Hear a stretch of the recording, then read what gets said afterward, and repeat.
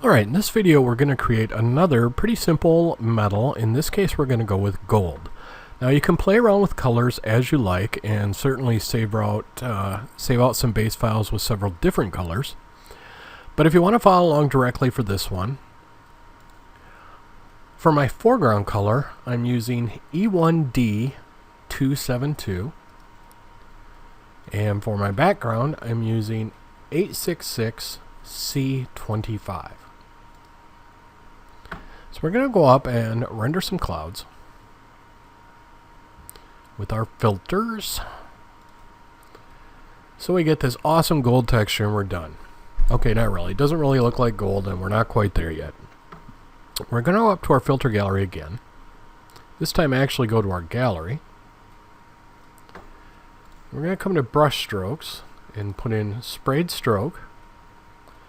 I only want a stroke length of 1. But I want my radius maxed out, and you can choose any direction you want. I kind of prefer the diagonals,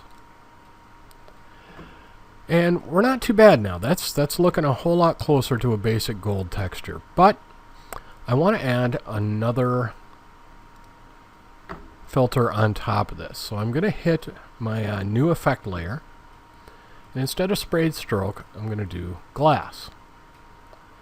I'm going to crank up the distortion, maybe not quite that high.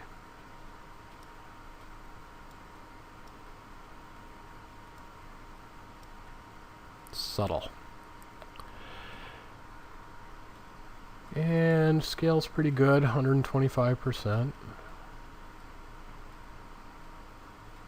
Can slide it around and watch it update, see what we like. I actually kind of like it up around that 150. Going to have frosted, and now we're pretty good. So not bad. It's pretty good base gold texture, but it's not really popping like you want gold to. So I'm going to go ahead and duplicate this layer.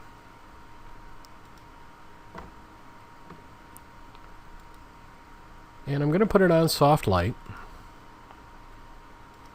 Just now maybe popping a little too much.